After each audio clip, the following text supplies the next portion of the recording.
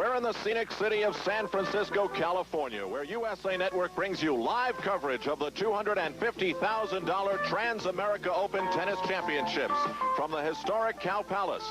And tonight, every seat is sold as Jimmy Connors meets John McEnroe for the singles title. The Cow Palace in San Francisco buzzing tonight. Every seat is sold in this historic building just outside the city limits of San Francisco, California. And you know why they are buzzing? They're buzzing because the name Connors and McEnroe appear side by side on the marquee outside the building. They'll meet tonight in a final, and when those two names are side by side, it means tennis excitement. Good evening, everybody, and welcome once again to an exciting night of tennis on the USA Network. Al Troutwig along with Donald Dell. And Donald, there isn't a whole lot to be said about these two players because when they meet, it just means drama on the court. Well, Al, it's very exciting for us to be broadcasting this match on USA because the last time these two fellows met was in the finals of Wimbledon. Jimmy Connors won that match in 5 long sets, being down 2-1. He had to win the 4th set in a tiebreaker and the 5th set 6-4 to win that championship. They've played 19 times. Connors leads 11-8 in the head-to-heads. And I look for a great match tonight for 2 reasons. First, John McEnroe, trying to reestablish himself, is serving and moving awfully well this week. The key to his game is movement and the first service. Jimmy Connors, on the other hand, tremendous return to serve. That's his weapon, and I'd like to see how Connors competes against McEnroe tonight. The secret to Connors is the intangible competitive juices that he portrays in these big matches, and he gets up high. So let's see what happens tonight. It should be a great final. Let's get some thoughts from the Bear, Barry McKay. All right, Al. Well, I'll tell you what, I'm at courtside, and this place is buzzing. It's electric tonight. It was 12 years ago at the Berkeley Tennis Club that Rod Laver played Ken Rosewall. Laver was seeded 1, Rosewall was seeded 2. Laver beat him, and he won the tournament. That was a long time ago, so a lot of people in San Francisco tonight are really excited about the 1 and 2 seeds playing here. And this year it's even more exciting because these guys are great rivals. McEnroe played tremendous tennis last night. He's won this tournament twice. Connors won it 10 years ago. We're in for a big night tonight. Back to you, Al. Of course, John McEnroe was #1 until the U.S. Open at Flushing Meadow. Jimmy Connors changed that. He's #1 now, and John McEnroe is #3, and that bothers John a great deal. Some huge cheers that just went up through the cavernous Cow Palace in San Francisco because the San Francisco Giants are leading the Los Angeles Dodgers. And there will be more cheers tonight as John McEnroe meets Jimmy Connors. Two very exciting players, Donald. Do you have any idea what type of match it'll be? Well, I think, first of all, it'll be an extremely competitive match. It will not be one-sided. Both very evenly balanced players. Jimmy Connors there on your left. I also think that the strength of McEnroe, as we said at the opening, is his first serve and his quickness. He's moving very well this week. He doesn't seem to be bothered by any injuries. His ankle, for example, is quite fit, and you can see it in his movement. Connors, on the other hand, I think was a little sluggish against Mayer in the semifinals. Didn't really show me what he can do. And let's take a look at Jimmy Connors here and see his major weapon, which is that two-handed backhand that American tennis fans have watched for 10 long years as he's dominated the game from 73 to 82. Notice how he leans with his left foot. He lifts at the last moment and carries through with a very high follow-through, pushes off on that right foot, back in the center of the court. But he has tremendous eye-hand coordination and a great lean. There, in my judgment, is one of the great young talents of the game, maybe ever. Arthur Ashe, the captain of the Davis Cup team, feels John McEnroe is the most talented player to have ever played this game, as he has watched for many years. McEnroe will have his work cut out tonight, and we shall see, Al, if McEnroe's first serve can blunt the return of serve of Jimmy Connors. Let's watch it right here. This is the left-handed weapon that you hear so much about. The lefty service, he leans into it. He had a little slice there, pushes off very quickly into the net, and McEnroe must come in quickly against Connors, who returns so well, keeping the ball low. Watch how he sets up there for the little half volley. He uses that left-handed on the racket like a toothpick. Tremendous wrist action. Notice how he closes quickly here. He's well into the net, tries a little drop volley, and notice how his weight keeps coming forward, all the time attacking. That is John Patrick McEnroe. He is, as you said, #3 in the world, and he's hurting because his pride is offended. He believes he's the best player, and he'd like to prove it again tonight. So we shall see. Jimmy Connors, 5'10", 30 years old, left-handed player, currently living in Miami Beach, Florida. will be moving to Los Angeles and hails from Belleville, Illinois, currently ranked #1 in the world. John McEnroe, who just received a mixture of cheers and boos, is 5'11" and 23 years old. It's hard to believe he's only 23.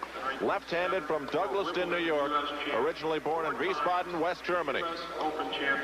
And indeed, last night, he had the look of a man with a mission. His first serve didn't fail him last night against Elliot Telcher, that's for sure. Well, it's very, very interesting, Al. The tremendous roar you're hearing right now is for the introduction of Jimmy Connors. And when these two players walked on the court about 3 minutes ago, there was an explosion in this crowd cheering both of them, because I know Barry McKay has waited 12 long years to get his #1 and 2 seeds through to the finals. That's a rarity in men's tennis. And, of course, when it's the #1 and 2 players in the world of tennis, Connors and McEnroe today, that is quite an achievement. Barry McKay is the tournament director here at the Transamerica Open, so thereby his interest. Jimmy Connors has defeated John McEnroe 5 of 7 times that they've met in the finals of a tournament. That is a very good success ratio. Overall, they have met 19 times. Connors has prevailed 11 of those times. And in 1982, of the 4 times they've met, they've each won twice. And if you remember back to the Benson and Hedges final last year, which you had the benefit of seeing on the Best of USA throughout the summer, you'll remember that these two players in that final had a very exciting, electrifying, often tumultuous match, which was very, very exciting to see more than once. Well, that was five long sets. Connors was behind rather, trailed 2 sets to love and still won the match. Al, we should explain to our viewers as they're warming up here, the rules say a 5-minute warm-up. During the course of the warm-up, normally as they walk out before hitting the first ball, they spin the racket to see who will serve first. And the player who wins the toss of the racket has an election to make. He does not have to serve first. He can elect to take either the side, depending on if there was sun, which there's not indoors, or he can serve or receive. So he's got 3 choices. Or he can make a 4th choice and say, it's the other guy's choice. He can force the other guy. Like the bettors in football, you can pick your team. But anyway, in this case, McEnroe won the toss and elected to receive, which tells you 2 things. #1, he's not worried about Jimmy Connors' first serve. He thinks he can attack it. He thinks he can start quickly against the serve. And #2, McEnroe wants to serve the second time around. He wants to warm up a little bit. It's a big match. There's a lot of nervous tension out there. He's a little tight, and he doesn't want to serve the first game. So he is elected to receive. Connors will serve. Barry McKay, join this conversation. All right, Al. Well, it was really cute down here because when Frank Hammond threw that coin up, John and Jimmy were very close. John said, I'll receive. And Jimmy looked over at him and said, are you sure about that? I'm going to give you 5 seconds to change your mind. And they both, really, it was amazing. They both looked in a big smile and everything. So I think we're off to some good atmosphere here tonight. Okay, back to you, Barry. Donald, do you think perhaps John wants to warm up for a game before he gets his serve going? Absolutely. That's exactly why he's elected to receive. If you notice there, he's kept his sweatsuit on. Jimmy has a short-sleeve sweater on, but John has his USA Davis Cup tracksuit, the top part of it on. He likes to remind everybody in America that he believes in representing American Davis Cup play, and he deserves a tremendous amount of credit for that because John has represented America every time in Davis Cup play the last 4 years. He leaves tomorrow night for Australia, where Captain Arthur Ashe will be with his 4-man team to play the Australians next weekend, Friday, Saturday, and Sunday in Perth. And John and Peter Fleming will be leaving. They can't get out tonight. It's too late, so they'll have to leave tomorrow. They won't get there till Wednesday, and he's got to play on Friday. This, of course, one of the more enjoyable ways to watch tennis. And here at the Cow Palace, many folks are doing that. So John McEnroe will be leaving tomorrow for Australia, but he's got a mission tonight. Frank Hammond, a well-known figure in tennis, will be the umpire in the chair from New York, New York. John McEnroe and Jimmy Connors. And, of course, you would expect that all the lines people around the court, including Mr. Hammond, will be on their toes tonight. It has been a year for much self-reflection, I would think, for John McEnroe, Donald, having won only 1 tournament, seeing his ranking at the top fall to the wayside. What are the type of things in your conversations with John that are going through his mind? Well, I think John is very, very concerned about the public perception of him. He would like to be thought of as a great competitor, as a great champion, not as a spoiled brat, and he's trying very hard to convey and work at a better image. He's bothered by many of the press reports. You mentioned one last night that really bothers him when the guy in Sports Illustrated writes, well, if he was a right-handed player, he would just be an average touring pro. That's absolutely nonsense. The writer, Curry Kirkpatrick, knows better than that. He's just trying to sell copies, and he takes a cheap shot. Because Jimmy Connors well knows that John McEnroe, right-handed or left-handed, has won the U.S. Open 3 times. He's been in the Wimbledon finals 3 years running. He's won it once. He beat Borg in 5 sets after being down 2-1.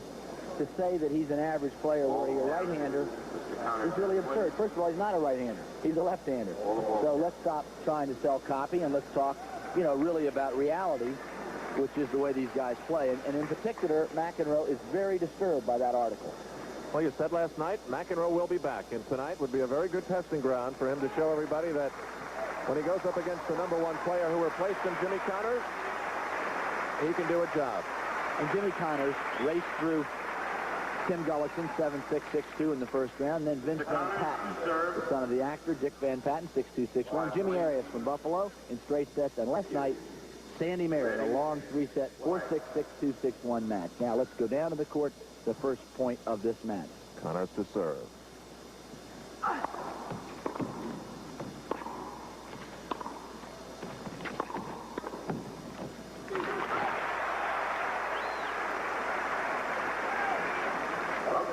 McEnroe establishing himself early at the net, and here's how he got to the finals. He beat Marcel Strode in straight sets, Richard Lewis, Johan Kriek by the incredible scores of 1 and 2, and last night he dethroned the defending champion Elliot Telcher 6-3, 6-4. Rather handedly, but it was a very well-played match because McEnroe really performed well. Opening game of the singles final.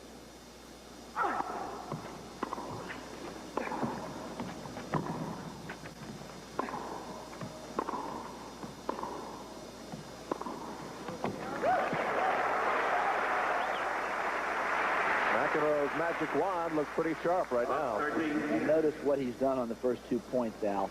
He's attacked. Whenever he gets a short ball, he's coming in. He's going to beat Connors at the net and not try to out-rally him from the baseline. Let's see if he can do it.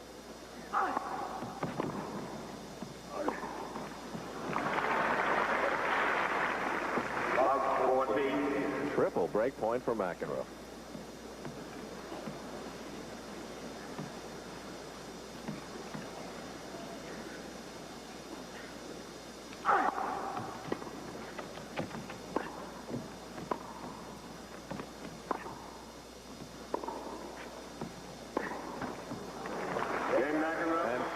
Begin what should be some pretty exciting stuff from the Cow Palace in San Francisco. McEnroe 1-love in the opening set.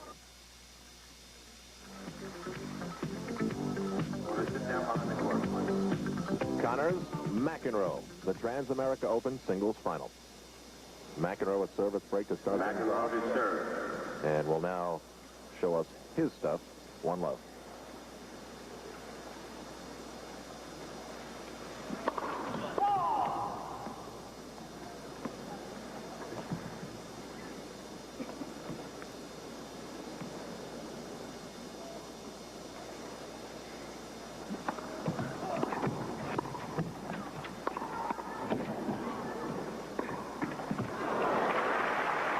Again, Connors nets that forehand. He made 2 unforced errors in the first game and now another one at the opening part of the second game.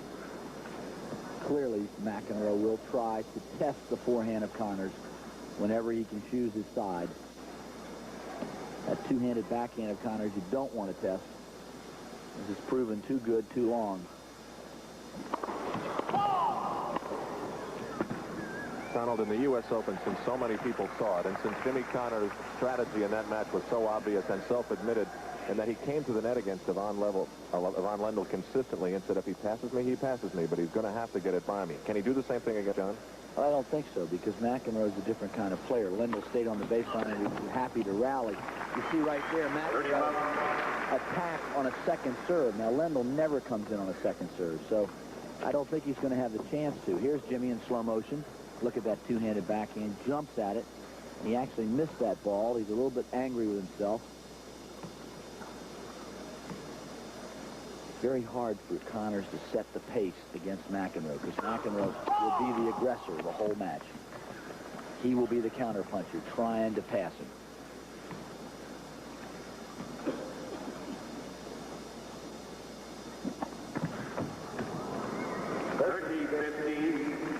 30-15.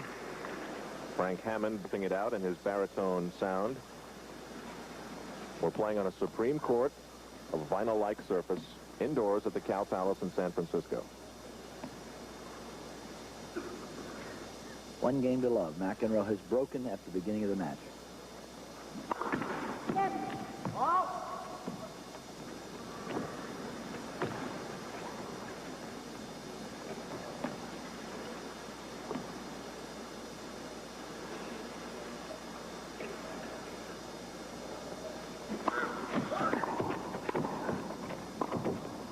Oh, a little roll forehand. Now let's watch Connors, because we said he's going to be attacking the forehand of Connors, but watch what happens right here. Change of pace. Completely caught McEnroe in close. Beautiful strategy there by Jimmy. And the first really strong point for him. 30 all.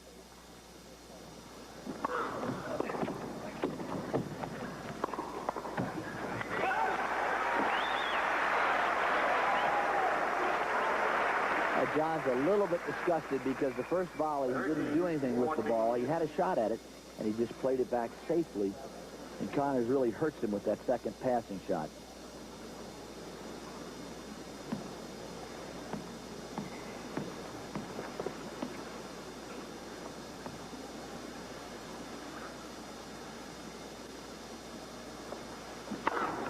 Great serve. And that's what I mean by a weapon. You're down 30-40, break point, and let's watch it again. The best serve in the game when he's on. Completely caught Jimmy leaning to his left. John crossed him up. Tremendous firepower with that first ball if it's going in. Break point, he serves an ace. First of the match. Now here is where Jimmy Connors, with that tremendous return of serve, will step in and force the issue.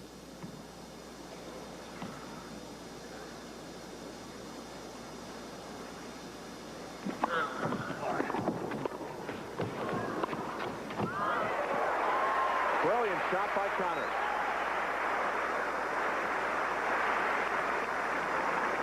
As you see right here, Connors will get just a slight opening for a second. Now watch. He comes in, fakes cross court, hits inside out down the line. McEnroe watches it, and it hit right on the inside of that line. Break point to Connors. Second chance he's had this game.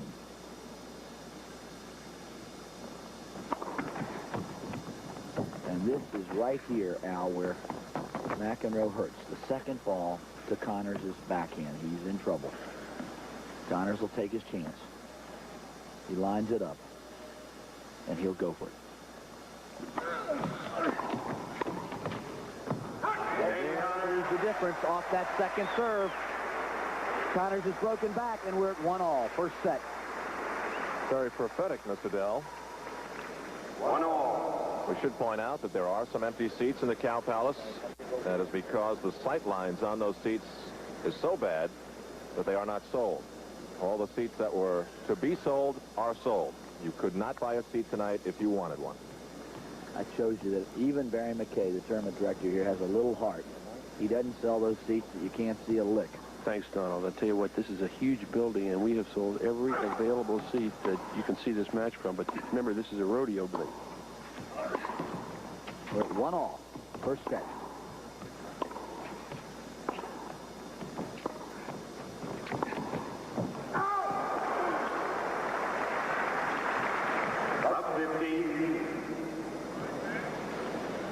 Connors now, with his victory last night, has won 11 straight matches and 37 of his last 39.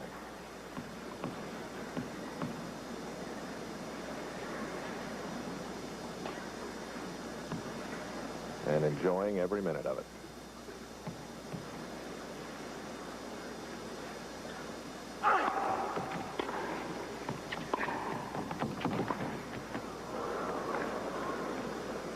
Good. And that's long. And there is an example of the tremendous height that you can use in this building. It's a very unusual building, and We talked about it yesterday. Barry McKay, talk about that ceiling. Donald, you know, the players yell about some things in here, the noise, the lights, and all that kind of stuff, but you cannot hit a lob like that in any other building in the United States.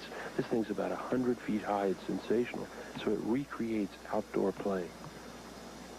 And Barry McKay should know he's played in every indoor building in America as a pro, playing for the Jack Kramer Tour years ago. Another high one. Wide, just wide. And McEnroe doesn't like that call. 15-13. Let's see it again if we can watch the overhead. Jimmy bounces it smartly. Sets up. It's good depth. John's there with the forehand. And right there they call the ball out. And McEnroe's a little bit annoyed. Connor's bouncing that ball. 15-30. He takes a lot of time setting up when he wants to control the rhythm of the match. He can bounce that ball 18, 19 times if he wants, and it really distracts your opponent. 30-all.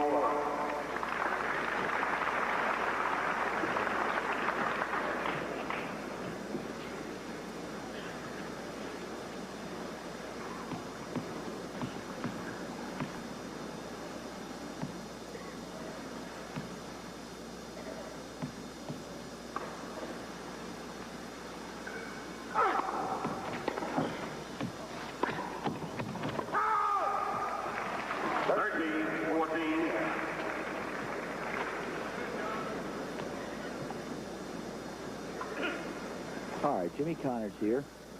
Let's see that forehand approach shot of his that I think is his only weakness in tennis. Gets that forehand around. Now he comes in there. There he rolls the ball. That's unusual. He has a Western grip. Normally he chips under it and shovels it with no topspin. There he rolled it. Back live, Connors serving 30-40 and 1-all. Great first serve. And there is the Connors you talked about, Al. He hit the first serve and came in behind it. He's attacking. First time in the match he served and volleyed on that break point. So he saves break point, and we're at deuce.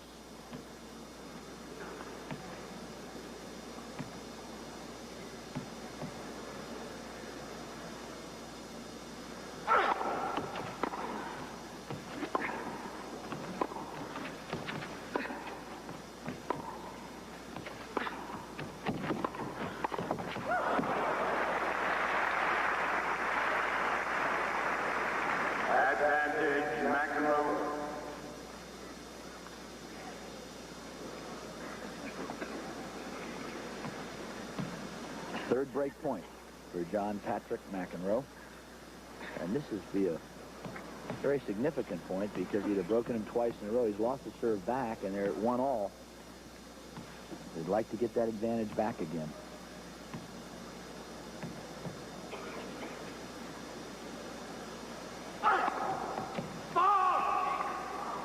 The drone you hear is Jimmy Connors hitting that first serve.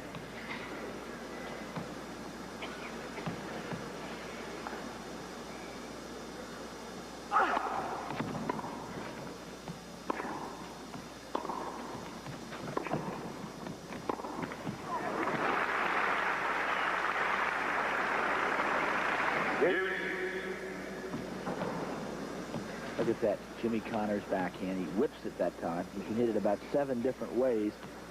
And there he rolls it more. Notice he always runs with the forehand grip because he's more comfortable changing to the backhand side, more confident. So he keeps the forehand grip when he's moving side to side. Jimmy used his full 30 seconds that time and kept John McEnroe waiting a little bit. We're at deuce for the 4th time.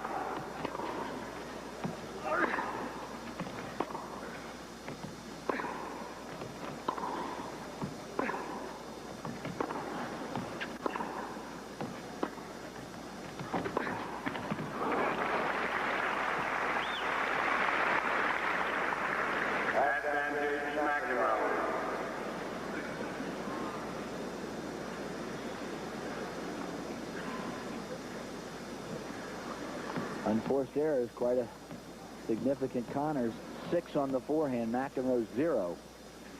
That is a surprise for so early in the match. We've only played 2 games. We're in the 3rd.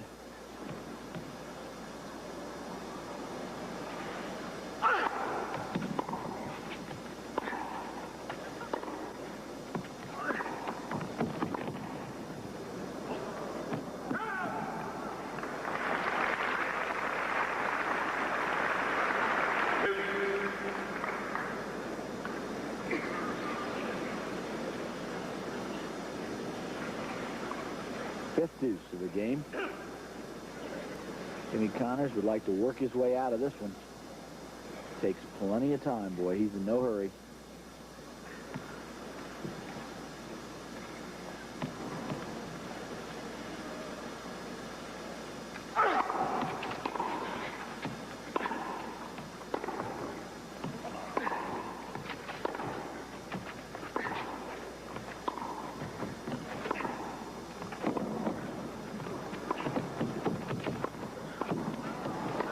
Good.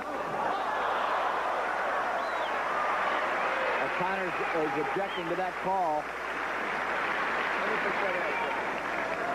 All right, here comes the replay. Jimmy with the scoop backhand, moving in quickly. McEnroe down the line. Connors pops it up, and there John both half volleys it and waits for the call. He won the point both ways.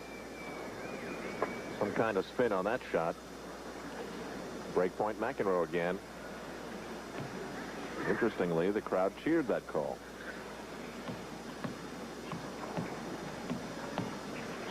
And this is the longest game of the match, by far.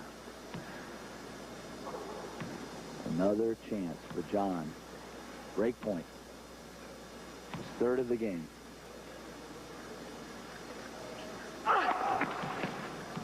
And this will be interesting. Will he attack the second serve of Connors and come in? He certainly will step in, but whether he'll come in or not will be determined by the depth of the second serve of Jimmy.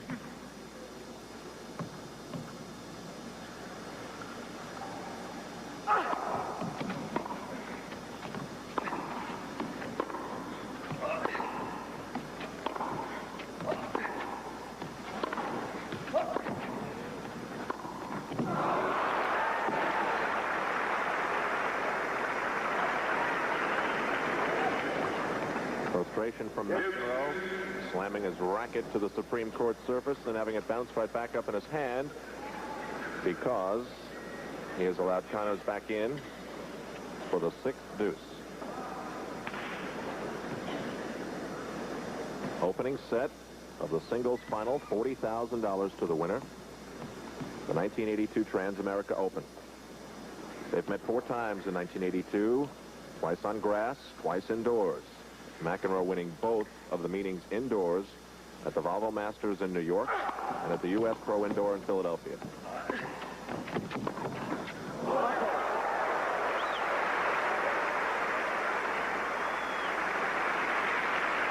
Now let's watch this particular backhand of McEnroe because it's what Barry McKay talked about yesterday. Watch this. He rolls the backhand. Most lefties have to slice it. And there is what distinguishes McEnroe from, let's say, a great left-hander like Rod Laver. He can go either way, the chip, the slice, or the roll. And there he broke the ball with the top spin. Donald, he gets to the ball very quickly. That's the key thing. If you watch, he's there ready for the shot. That's why he does it so well. He sets up, and he can hit through the ball when he has time like that.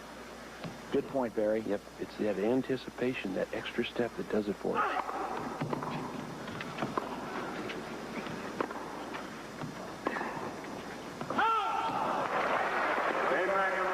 Service break. Jimmy Connors visibly upset. And it is McEnroe leading in the opening set, 2-1. No, they didn't buy him at the concession stand. They brought him along. Picnic lunches in San Francisco, courtside at the Cow Palace. 15 seconds. Almost want to go down and join them, don't you, Donald? Yeah, they're having a ball. There, you see it. McEnroe with 2 service breaks. Connors with a service break. And it is 2-1 McEnroe. Opening set of the singles final.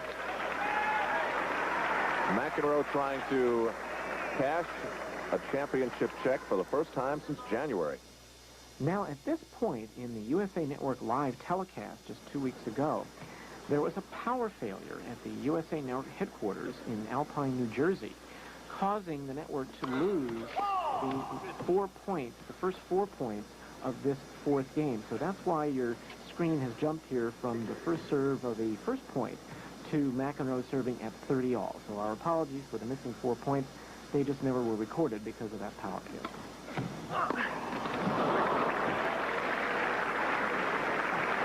14-13.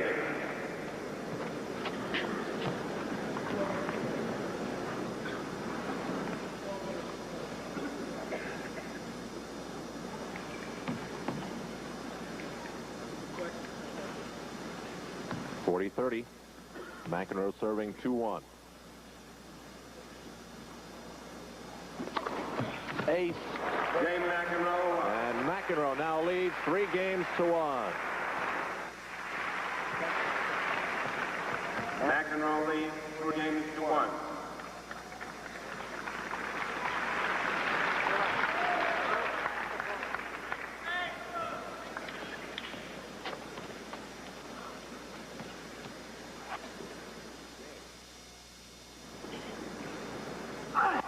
Bringing this match to you in Mexico. Compliments of Televisa down there.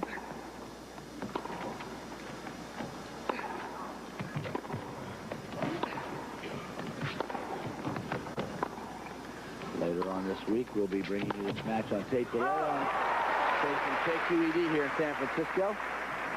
Blacked out tonight.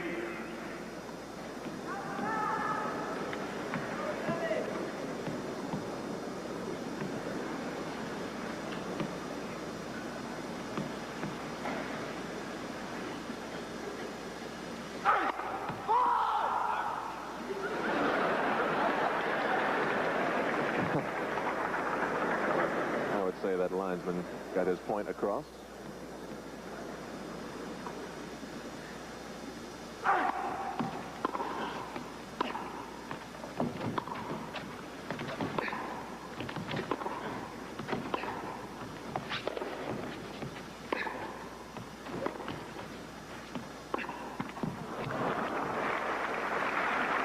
And that was a very good baseline rally by both players. McEnroe equal to the task, keeping with Connors.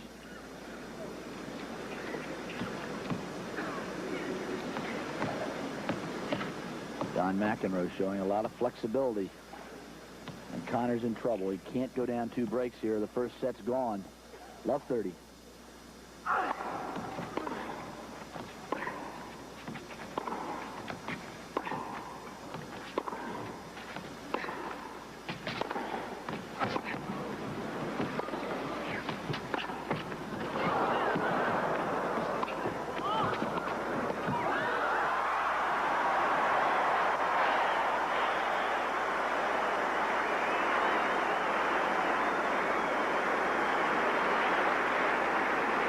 And you can see by the looks on their faces, this crowd is ecstatic at the electrifying play there by Connors. Hit a drop volley off a tremendous play. Let me tell you something, you guys. From down here, these guys are hitting the ball as hard as I've ever seen both of them hit it. That last point was unbelievable. The pace is really quick. 15-30. Connors still trails. 1-3.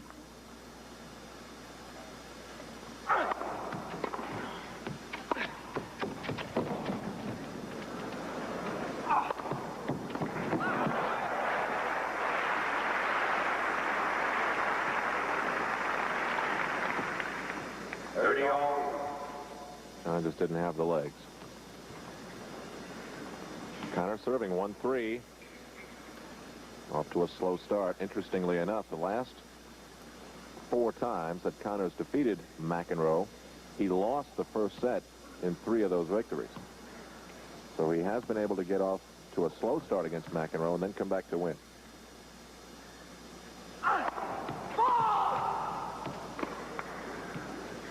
But remember, indoors, McEnroe has dominated the series. Outdoors or on grass, Connors has won more than not, winning both at Queens and Wimbledon back-to-back this year on grass. McEnroe winning this year at the Volvo Masters round robin and the Philadelphia final of the National Indoors. The U.S. Pro.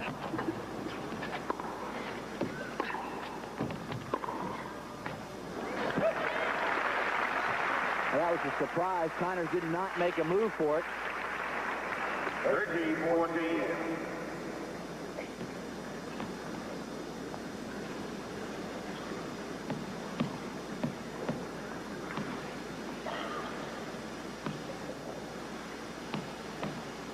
Connors facing break point again.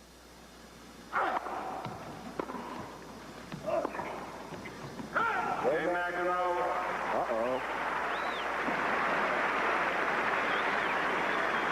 And Connors in real trouble now, down 1-4, Al, 2 service breaks. And he has yet to win his serve this match. Back live at the Cow Palace in San Francisco. McEnroe to serve, leading 4-1 first set.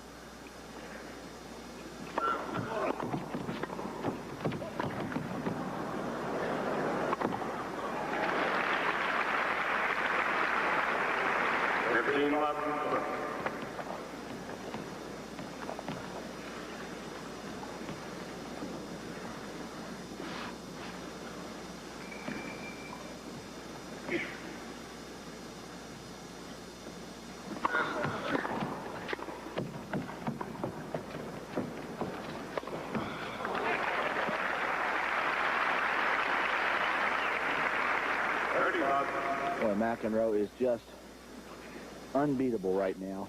Not making any unforced errors. Keeping tremendous pressure on Connors on his serve.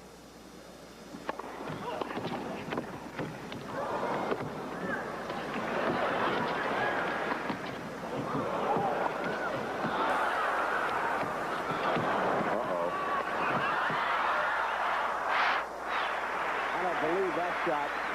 McEnroe tries a drop shot here from the middle of the court. Nobody can understand it here. It's a beautiful lob by Connors. Now watch McEnroe. Is back to the net. Plays another lob. It's a good one. Jimmy, with the skyhook, very carefully saves it. Look at John. Tries a drop shot there. Jimmy could have hit that ball anywhere. Well, you can see how upset John was with himself immediately when he hit it. Foot fault called. Barry McKay, you've watched these two all week. How is their demeanor tonight compared to the other matches they've played?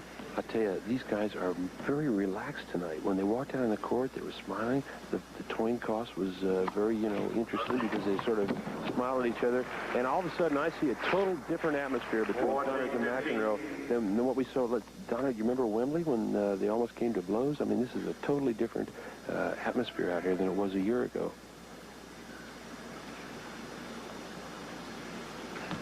You saw that match on USA at Wembley. And you'll see it again in 1982. Great return by Connors. The two-hander cross court. That's his best shot. 14-13.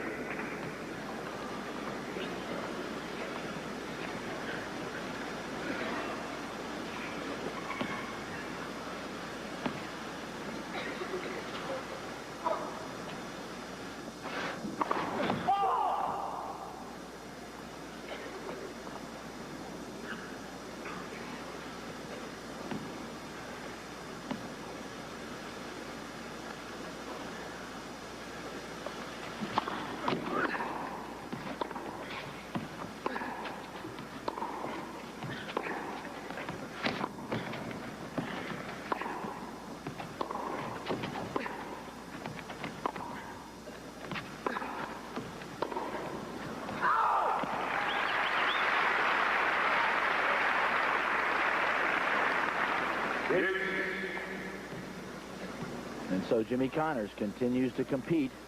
He is not conceding this set as he trades ground strokes from the baseline. He is very comfortable if he can keep McEnroe back. Surprised that John didn't serve him coming in more. Here's a great camera angle. You see how fast that serve's coming in to return. Oh. Connors with the topspin roll, covers it beautifully here. Watch the return, watch his movement. Now he comes right in, anticipates perfectly, moves towards the net, and rolls it by McEnroe. Great point for Connors.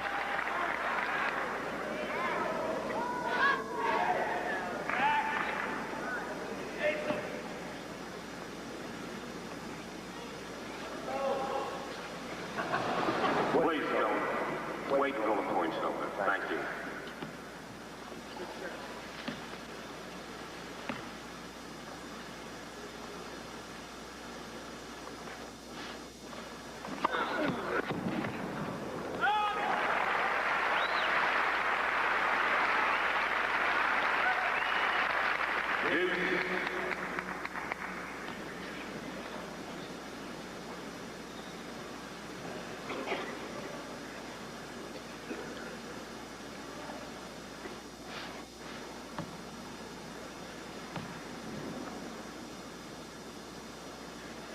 Look at that great angle here for the first serve. Fault. The linesman you see there is Michael Liu.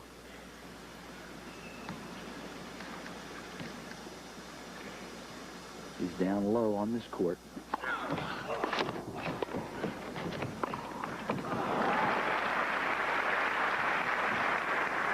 Advantage McEnroe. Again, McEnroe on the serve is coming in on everything, saying to Connors, pass me if you can, but he's going to keep the pressure on him.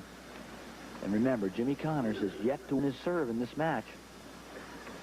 4-1, point for 5-1 to McEnroe.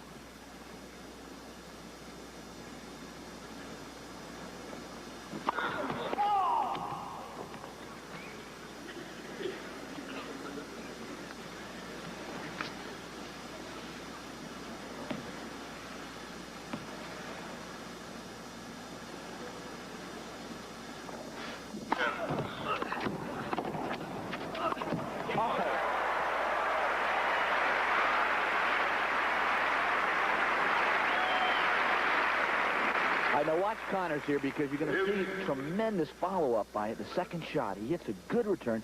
Now watch, John pops it up. Jimmy comes in quickly, catches it on the fly. That is marvelous anticipation. Connors, he reads that first return, knows he's going to put him in trouble, steps in for the second kill. There's no way you could tell where that shot was going either. We're back to deuce.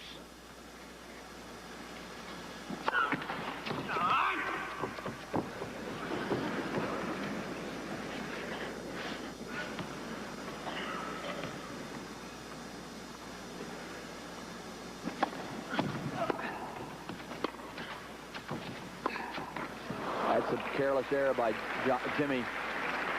Advantage McEnroe. Connors has not found his length or depth yet in this match. Still looking for that feel.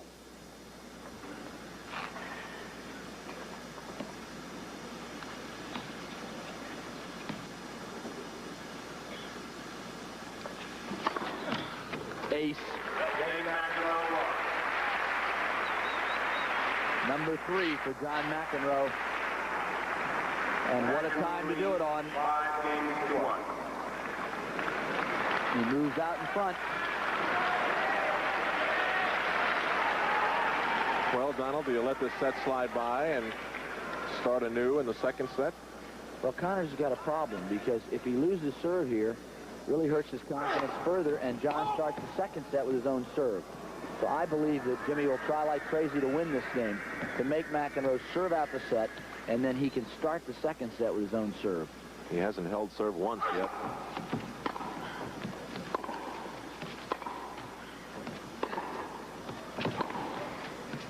Well, McEnroe is in the zone now, as they say. He's flicking winners all over the court. Now watch this left arm of John McEnroe. Connors there with good depth by McEnroe. Watch this. Boom. Jimmy doesn't even move for it. That ball was 6 inches from either side there. Outright winner. Now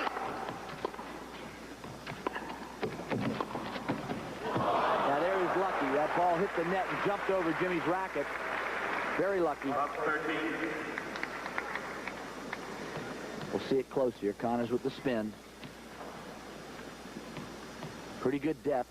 He's right there for the volley. Look at it roll over the net and over his racket.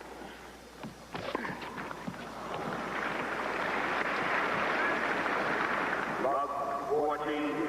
Connors is really struggling now to find some form. He's not happy at all about losing this game at love 40, because McEnroe will come around. It's set point.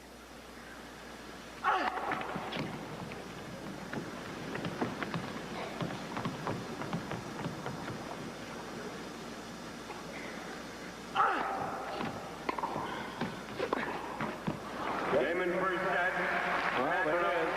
6 games to 1. And there it is. McEnroe with 3 service breaks wins the set 6 games to 1. And he will be serving to begin set number 2. Can Jimmy Connors turn it around? Stay tuned on USA Coast to Coast.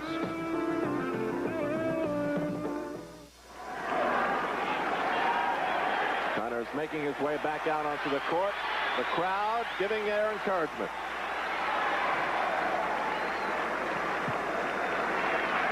As we begin set number 2 of the singles final of the 1982 Transamerica Open.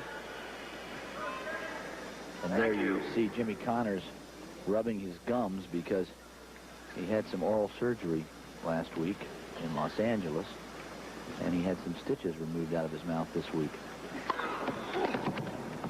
15 left. But that was the power of the McEnroe first serve right there. The difference in the match so far has been McEnroe's ability to serve first serves all night long.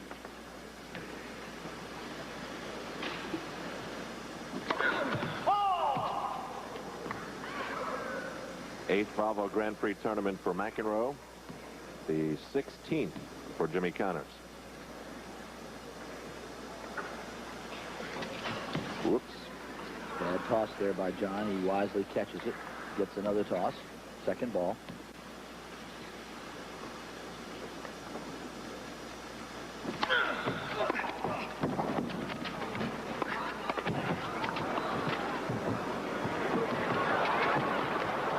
That'll go out.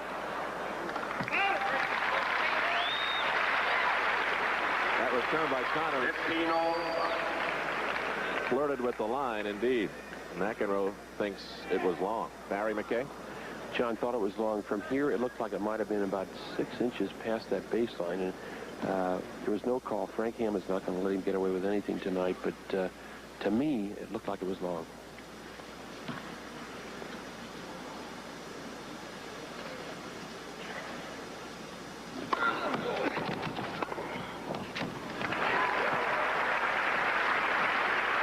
Perfectly fine way to make yourself forget a bad call. Exactly. McEnroe says, I don't care about that. I'll just hit a great first serve and a good volley. 30-15.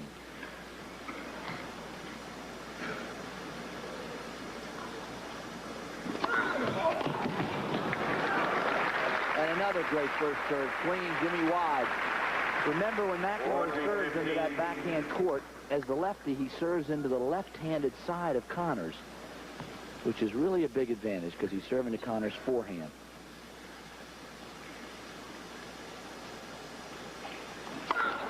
Eight. Game McEnroe. And John McEnroe has hit 3 booming first serves now to go up 1-love as he really continues, Al, to dominate Connors with that first service weapon. McEnroe has now won 6 straight games en route to his first set win, and his lead now in the second set, 1 game to love. First set numbers, I would imagine, will heavily favor Johnny Mac. Well, it's a surprise. McEnroe only 51%, Connors 75%, but Jimmy spins his first ball in. He doesn't put too much on it. Right now. The winners are 8-6. Thank you. For winners to McEnroe, 14-1 errors. There is the difference in the match. Al, that's a shock. 14-1 errors by Connors over McEnroe. One of the many faces in the crowd, former basketball great Bill Walton. Love to find out if his comeback plans are in order. He went to UCLA, and so did Jimmy Connors. John McEnroe spent some time at Stanford. As a matter of fact, as we'll also be bringing you the doubles final tonight, all 6 finalists went to Pac-10 schools. Continuing on that thought, the last time anyone from the Big Ten won the NCAA singles title, it was our own Barry McKay. It was pre-war, World War II. No, it wasn't. If I can talk to you guys, it was 57, a few years ago. A little before Dellston. Love 15. I don't want to say anything, Barry, but I was 1 year old. Thanks, Al. Sure nice to have you in San Francisco. I hope you come back one of these years. Connor serving love 1, second set. Jimmy badly off balance on that return. Connors is in real trouble here. He just cannot get that first serve in where he's hurting you. You'll see their efforts in the newspapers tomorrow morning.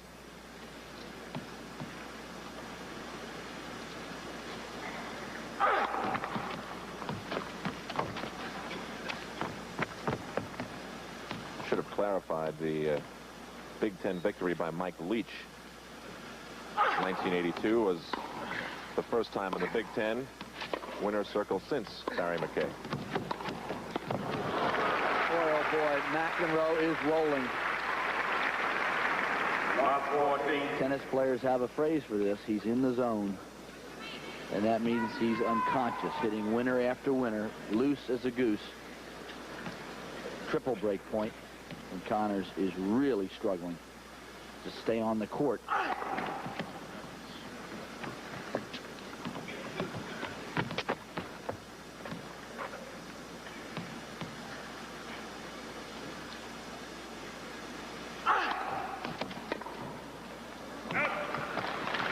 That ball took a strange bounce. 15, 14. Racket of McEnroe.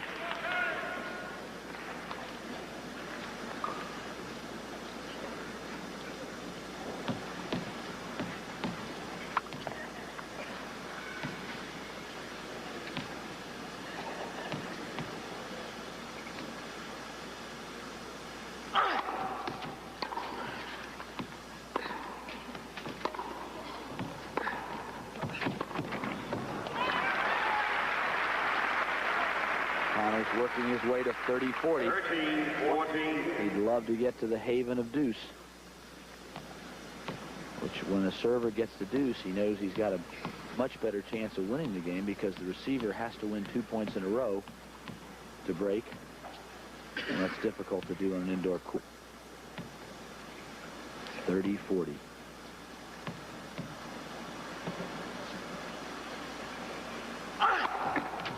First service.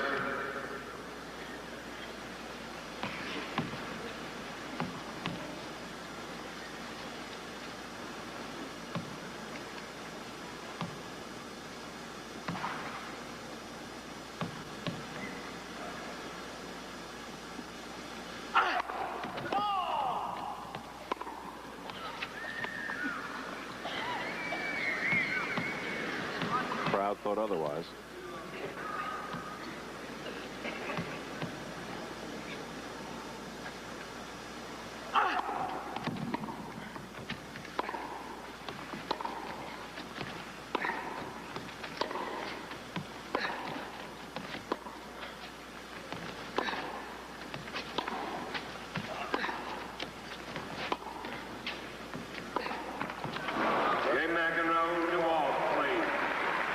So John has quickly wrapped up an early break here. And Jimmy Connors has lost McEnroe leads 2 games to love. 5th consecutive time.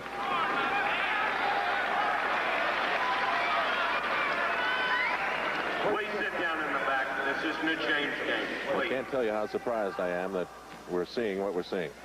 Thank you for your cooperation. Mr. McEnroe serving with new ball. Sure you heard, new balls, McEnroe to serve. 2-love, second set.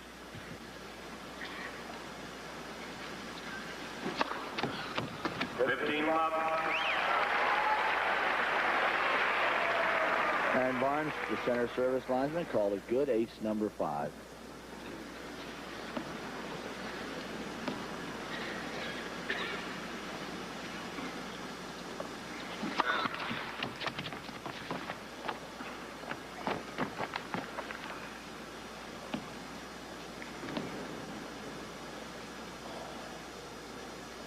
Jimmy Connors trying to get set. Good return. And he reads that serve of McEnroe's well. He was best return in the game. John has really mixed up his first serve tonight. Side to side, occasionally going down the center.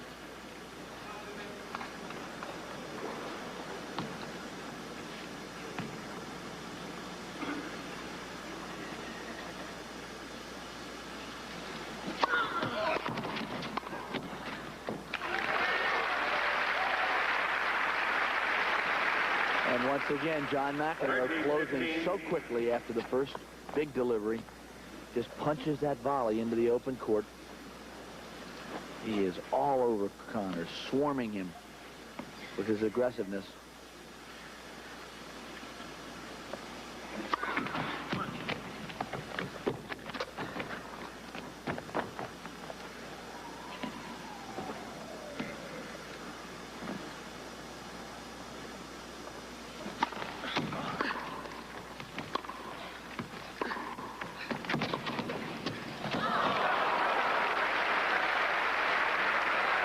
Boy, what a shot. Ball just drops in. 14-15. McEnroe is certainly making a strong statement with his performance tonight.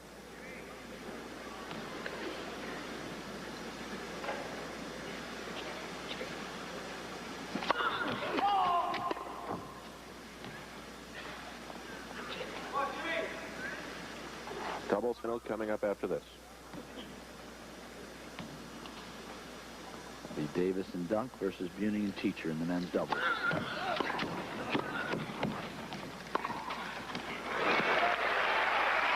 That's good. 14-13. Let's see if we can watch it here. McEnroe is disputing this call. First volley is short. Jimmy sets it up nicely. There's cross court right there. Looks on the line from here.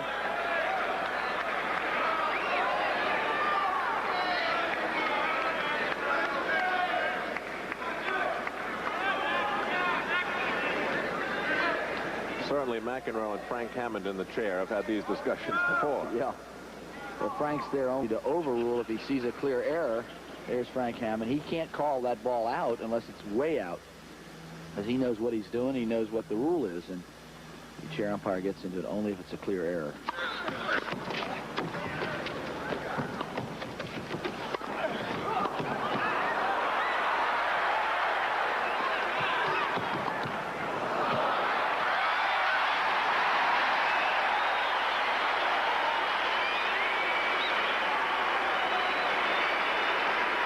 This crowd now, you'll see the overhead by McEnroe. Connors guesses perfectly, fields it, keeps McEnroe back. Here comes Jimmy.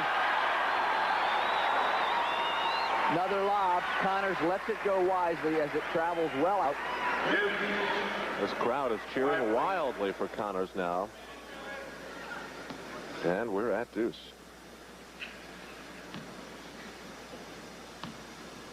Two loving games. First time since Wimbledon. These two have played each other.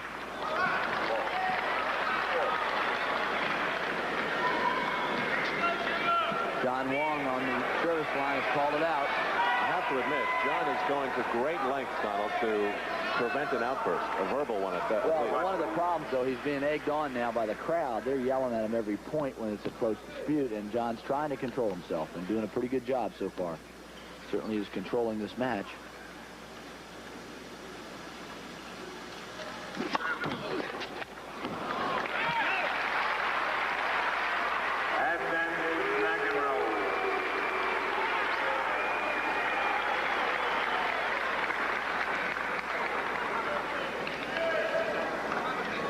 See that second ball. Jimmy mishits it badly. Thought it might have been long. John Wong on the line. Called it good. Advantage to McEnroe. Points for 3-love. Second set.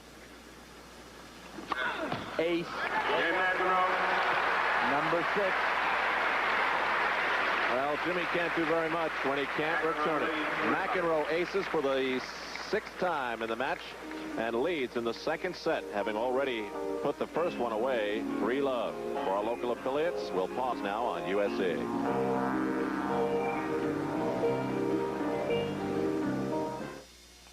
This is Channel 9, KQED San Francisco, your Northern California tennis station, for the 13th to 14th year now, bringing you coverage of our own local stop on the Volvo Grand Prix, the Transamerica Open, played September the 26th, the night of Sunday, September the 26th at the Cow Palace. These finals were played, and stay with us after McEnroe and Connors for complete coverage of the doubles final, featuring our local University of California team, the former All-Americans over at Berkeley, Marty Davis and Chris Dunk, taking on Fritz Buning and Brian Teacher.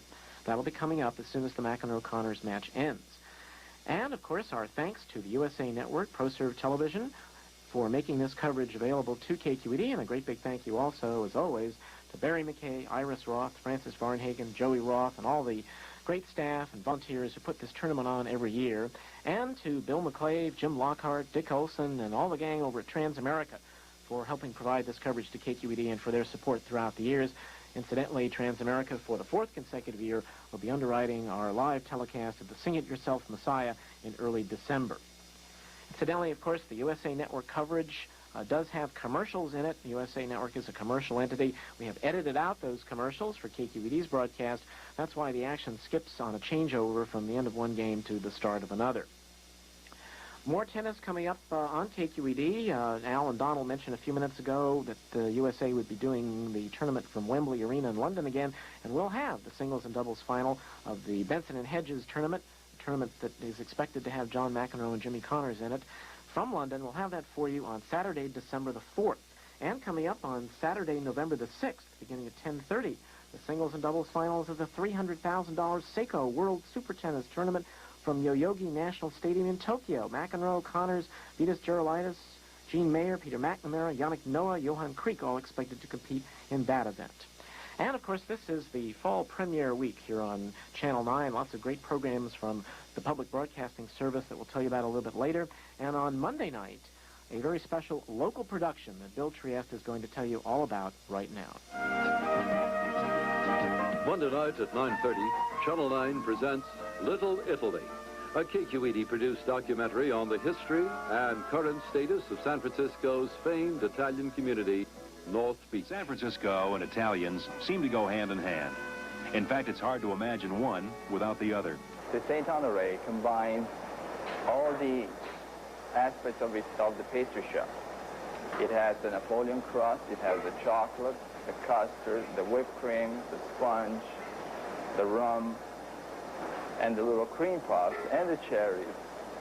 Nothing to it. What makes it special are the ingredients. Now in San Francisco, you got the best pasta. Many people who come from New York spoke to me, told me this, Gino, this, in New York, the pasta not is so good for similar San Francisco. What is that? It's very easy. San Francisco got a special water. You got a sample because you make a sour bread that is fantastic. A flour, a pasta is a similar way. It's the water. Fred Lacoste narrates Little Italy, a KQED production about San Francisco's North Beach district, Monday night at 9:30, following Mark Twain's The Mysterious Stranger. It's TV worth watching here on KQED, Channel 9, San Francisco.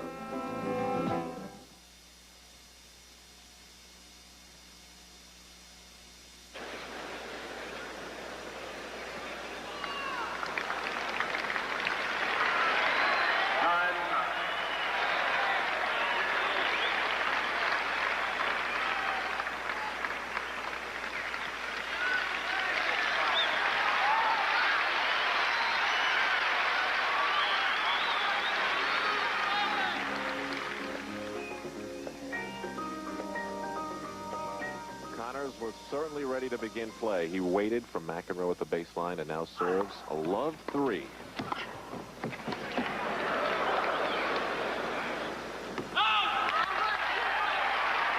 Jimmy Connors is serving, coming in on that last point.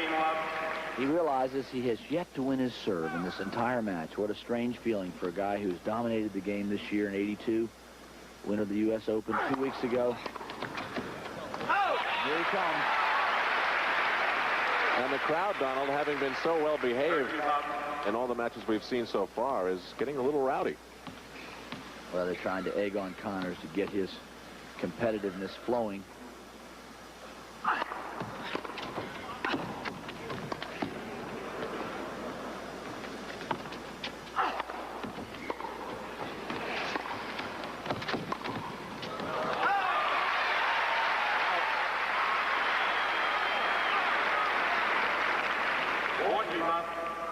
Connors 1 point away from holding serve for the first time in the match.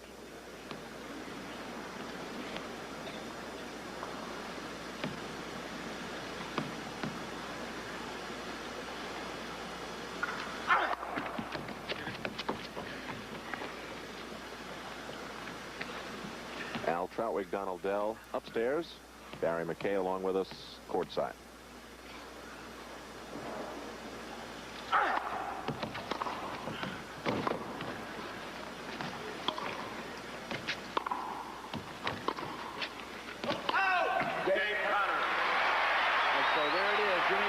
Breaking the ice and finally holding his serve. But remember, he's down a break already in the set. McEnroe leads 3 games to 1. And Connors will make a stand right here if he can break back.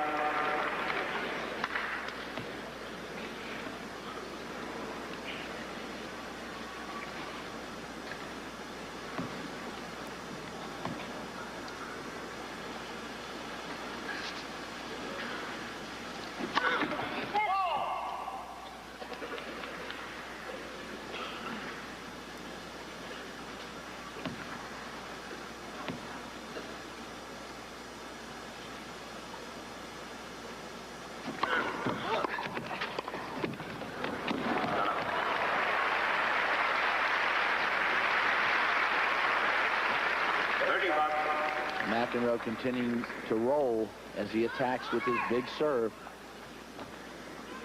He loves the indoor carpet, favors that lefty serve.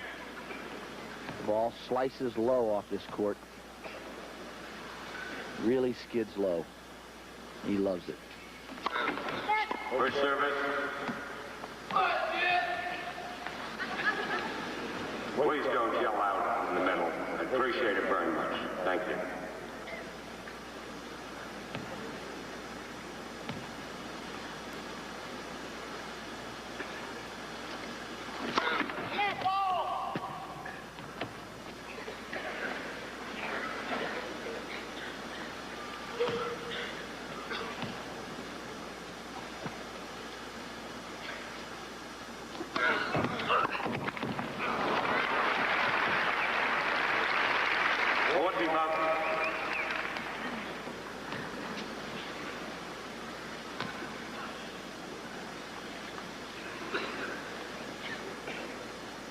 McEnroe, 3 game points for 4-1. He won the first set 6-1.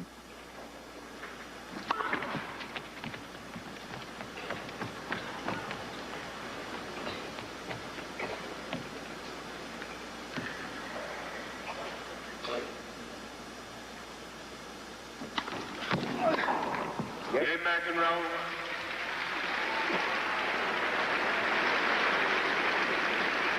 So John McEnroe now leads 4 games to 1.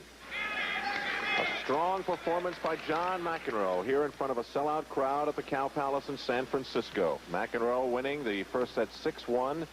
McEnroe leading in the second set 4-1.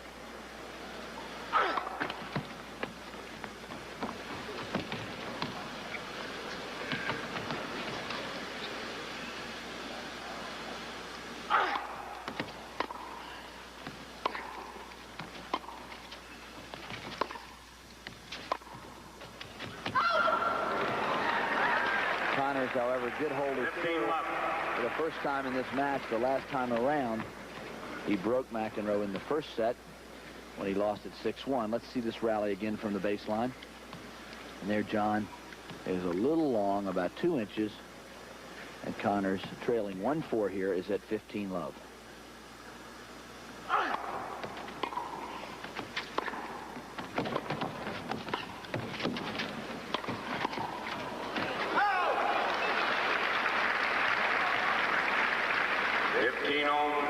The reflexes there by McEnroe. He let that ball go over the baseline. He could have hit it. Donald, I've been waiting and waiting for a glimpse of Jimmy Connors' awakening, but it has really not come to pass. Well, he hasn't served well, but McEnroe has really been devastating with his power and his volleying off that first serve. He hadn't let Connors into the match at all. have been no bad patches in John's attack.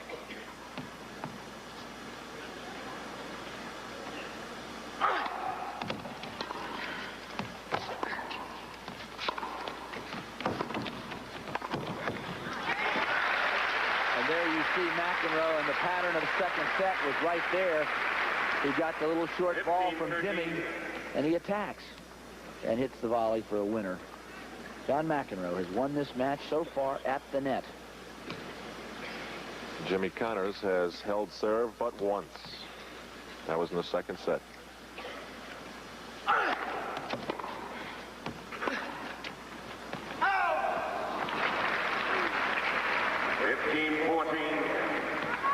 And this right here, Al, is like double match point for McEnroe, because if Jimmy loses this point, he goes down 5-1 and he's out of the match. This is a gigantic point for James Scott Connors.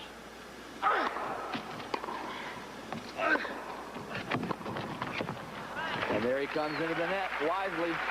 Saved one. 30-40. 30-40.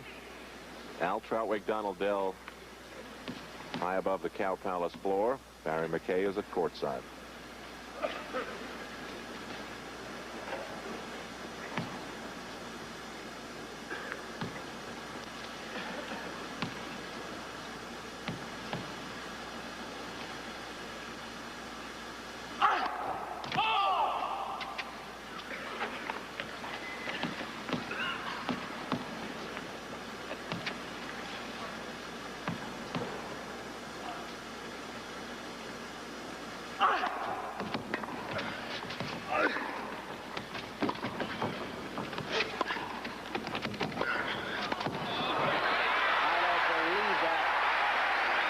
With a diving, lunging shot. Now let's see it again, because McEnroe thought one of these balls was out right there. He thought the ball was wide. He saves it, however. Here comes Connors. Good approach to the corner. Look at that lunging, diving save by Jimmy Connors. We're deuce. And Connors has saved 2 virtual match points as he trails 1-4. Down a set. Crowd will explode if he can hold serve here.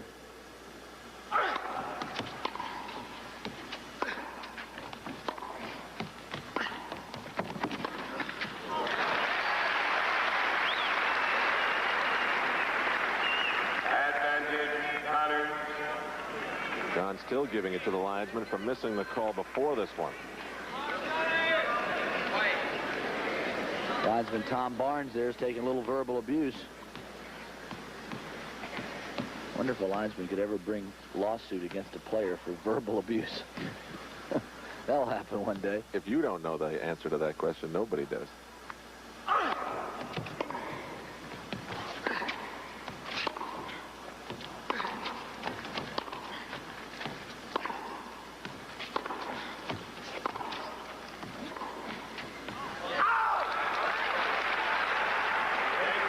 And so Jimmy Connors has gotten out of a tremendous hole. And this crowd is responding. He was down 15-40. He won 4 points in a row. And he's still alive. McEnroe leads 4 games to 2.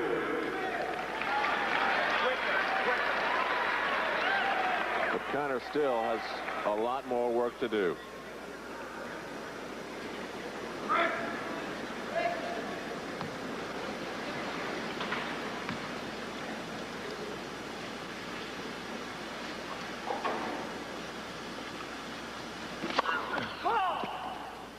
Once again, this is the singles final of the 1982 Transamerica Open Tennis Championships, live from the Cow Palace in San Francisco.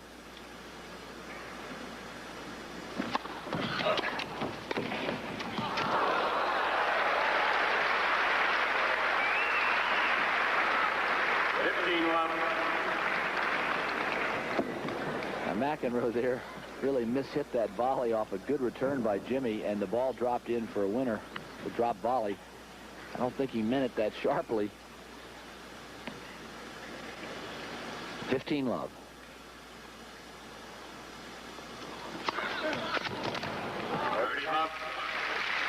Connors didn't like that service call.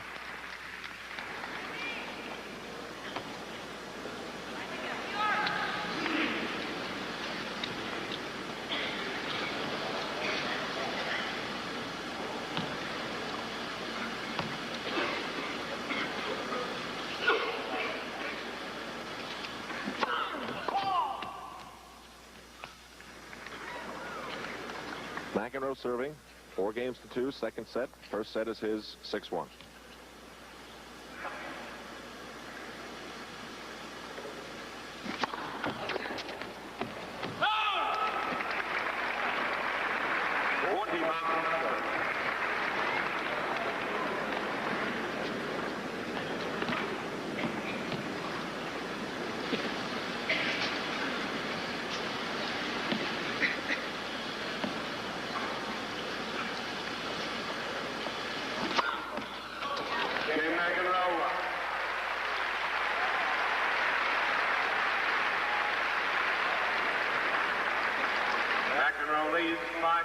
Bad news for Connors, though. McEnroe leads 5-2 in the second set.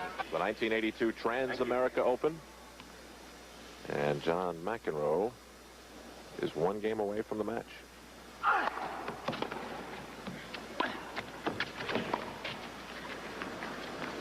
Out. 15 left. We've had verbal volleys back and forth, Donald, about what John's new game plan is, what it means to him to not be number one, but certainly it seems that not being number one has given him all kinds of new life and a new attitude. But back comes Connors, at least for now. 13 left. Jimmy Connors has changed his whole style of play in the last 3 times he served. He's serving and coming in on every first serve. Try and take away some of the control and power of McEnroe. He's been all over Jimmy.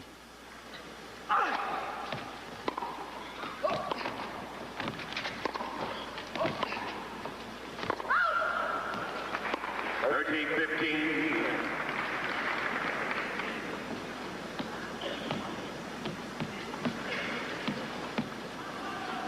Remember, although Connors trails 2-5, there's only 1 break of serve here in the second set that McEnroe has wrapped up.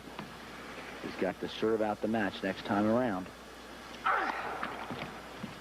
Unless he breaks serve right here. McEnroe trying to win for the first time since the U.S. Pro Indoor in January.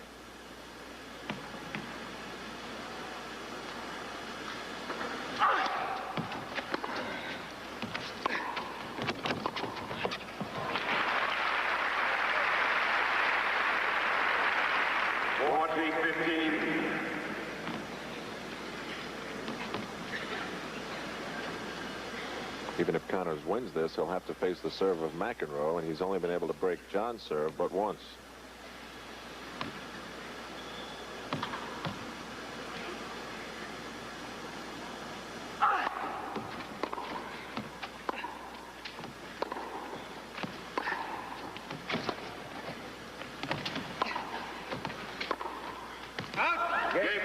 And so Jimmy Connors does hold serve for only the 3rd time in the match. Out of 9 serving games, Connors has held only 3. 5-3.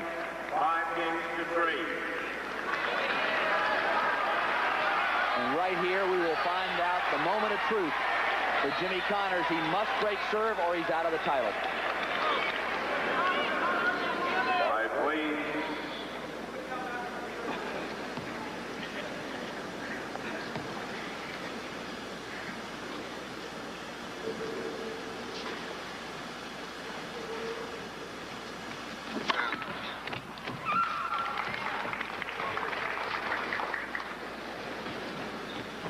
John McEnroe won his first Volvo Grand Prix tournament right here in '78.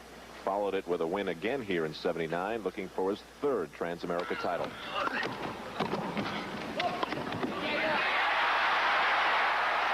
was a brilliant scramble by Connors. He recovered nicely off the return. Watch his movement here. McEnroe, pretty good second serve. Connors with a good return. John with an angle volley. Look at Jimmy scrambling, scrapping. Hits the winner down the line. Love 15.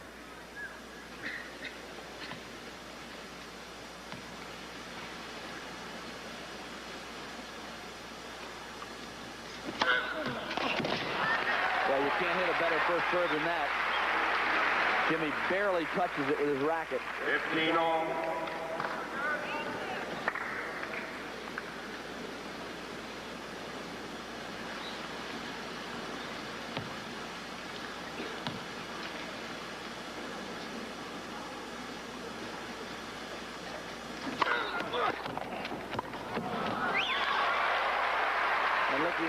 statistician evaluator to 7 aces. McEnroe is serving 13% aces in this match, which is hard to believe.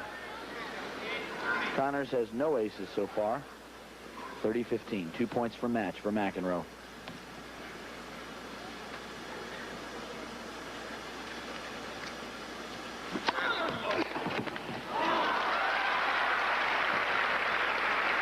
And here it is, the moment of truth, 40-15. Double match point. And Mac is back. Hasn't been away for very long, has he? Thank you. But he will love to savor the flavor of winning this particular title. He likes San Francisco. He went to Stanford. And he likes beating Jimmy Connors, who's just won the U.S. Open. It's good.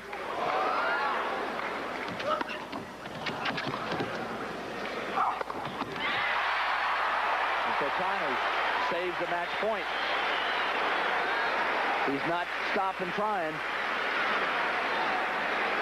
What a great return of serve. 14-13. And it was a blistering first serve from McEnroe.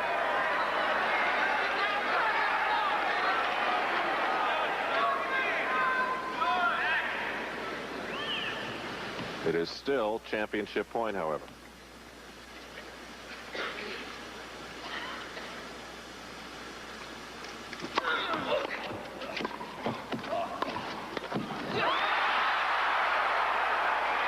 Crowd is now standing on its feet in various places behind the court, cheering Connors on. Watch this return. He guesses perfectly and nails the forehand. Down the line with another one. And he is back to deuce. Connors was in a corner and he shot his way out of there.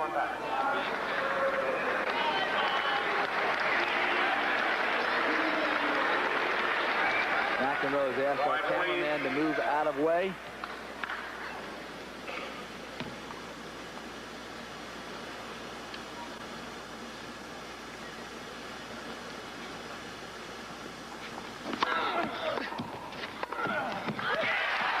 And there you see what the difference has been. McEnroe, as the first ball races into the net for that volley. He's a sprinter.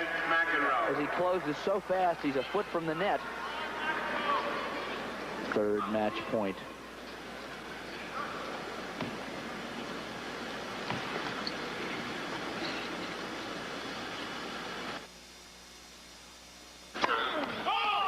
And it just misses that line. Connors is still alive by about a quarter of an inch.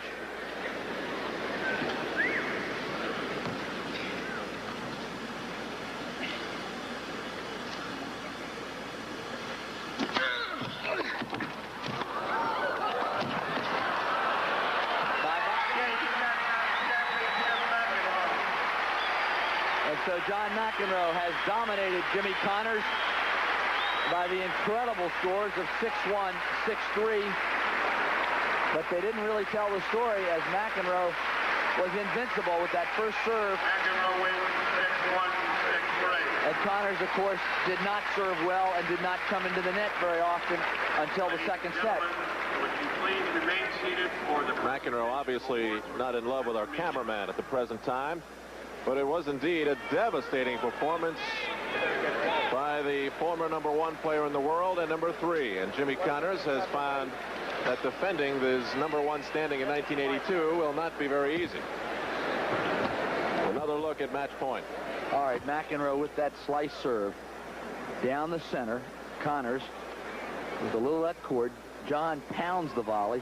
Jimmy saves it, but it's a short lob, and McEnroe digs in for the kill, just pounds it into that open court, and it's history. He has won his third title here at the Transamerica Open, 6-1, 6-3, and Jimmy Connors does congratulate him there very heartily, saying, well played.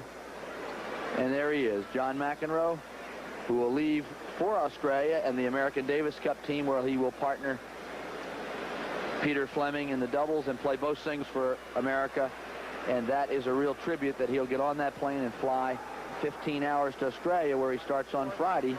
6-1, 6-3, McEnroe over Connors. Let's go downstairs to Barry McKay.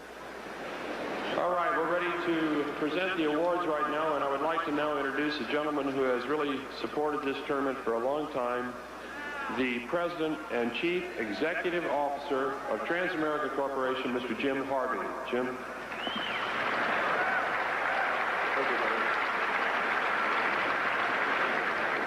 Thank you, Barry.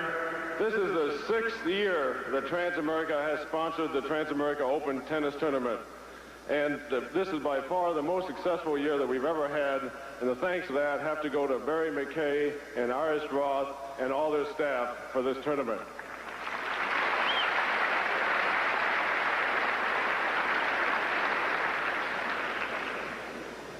Jimmy Connors.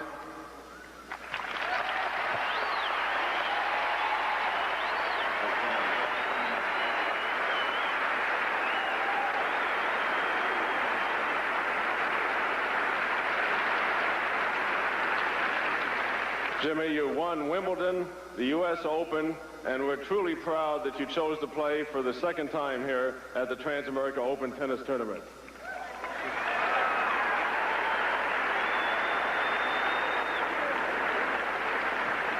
I'd like to present, first of all, to you this exquisite pyramid. This is so valuable, we've actually had people try to climb in our windows to obtain it. Thank you. And also a check for $20,000. Congratulations, Jimmy.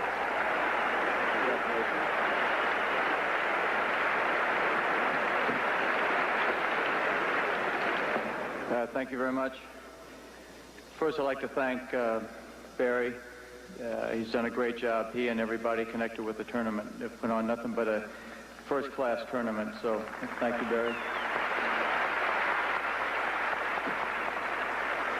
And to Transamerica for once again being involved and sponsoring the event. I appreciate that. I'm sure all the other players do too. Thank you very much. But a tournament can't be a tournament without you people. And you people came out more this week than you did in the past 10 years, from what I understand. And I appreciate that, to play in front of you, and I'm sure Barry appreciates that. But I've enjoyed playing here very much, and this is not my second time here. You've missed a time, but I do enjoy playing here, and it's most enjoyable for me to come back again next year. Thank you.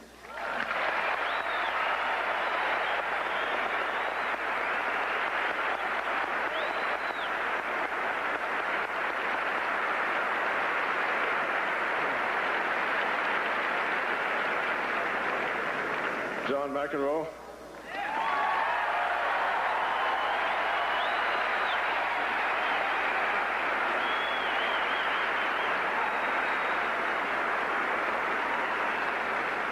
John, as I said, this is our 6th tournament, and John has played in all 6 tournaments.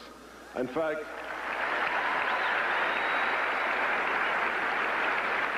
I believe that this will be your 7th trophy.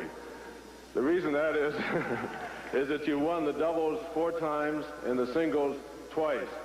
And it's with a great honor. This was the 3rd. 3 times.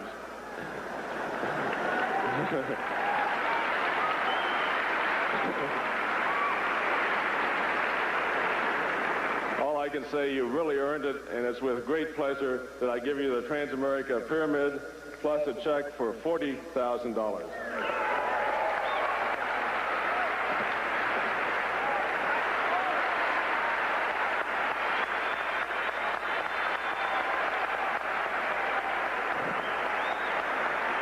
Thank you.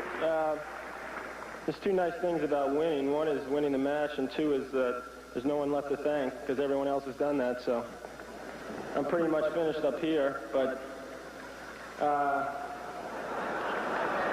thank you. No. I'd like to thank Barry also because he's taken care of me for 6 years now, and that's not easy to do. So, and I'm probably the only one that feels this way, but I just want to thank Jimmy for playing the way he did tonight, because let me finish. Because I haven't won a tournament since February, and Jimmy's won the Wimbledon and the Open, and that's enough for 1 year.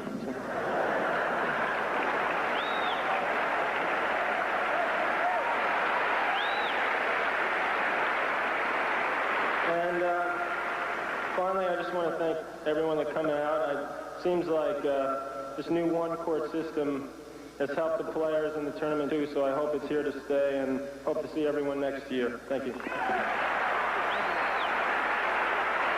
Ladies and gentlemen, don't go away. Don't go away. Ladies and gentlemen, right at this time, we have a tradition at the Transamerica Open. A guy by the name of Bud Collins usually slips in here and asks some questions. So I'm taking his place tonight. I'm going to ask John one quick question. John, you're headed for Australia very quickly. I know a lot of people, including Arthur Ashe, the Davis Cup captain, are very nervous that you're standing right here next to me tonight, because this coming Friday, you're going to play against the Aussies in the semifinals. How do you think the match is looking in terms of the U.S. versus Australia? Well, the first problem is that I'm not going to get there to Wednesday now, so that's not exactly what I had hoped for, but I think that we have a good chance to go all the way again, and hopefully a couple guys are down there practicing, and they'll help me out when I get there. All right, John. I know everybody here wishes John and the whole team good luck in Australia. John, one more question. You had a tremendous year in 1981, won both the titles that the guy 20 feet to your right won this year. I saw you come in here early in the week, and it seems to me that you played about as well as you played here in 78 and 79 when you won the tournament.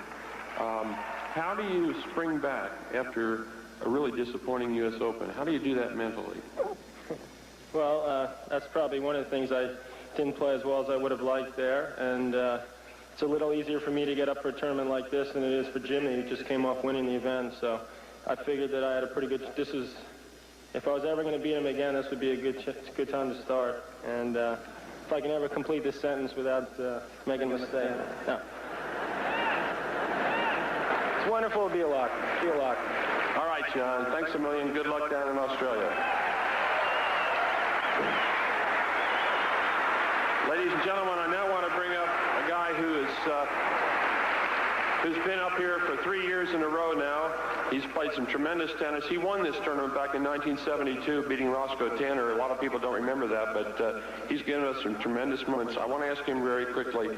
Jimmy had a great week. You ran into a real wildcat tonight, but is it difficult for you, after playing that U.S. Open and having such a great year, to come in here and give it your all, because you really did this week?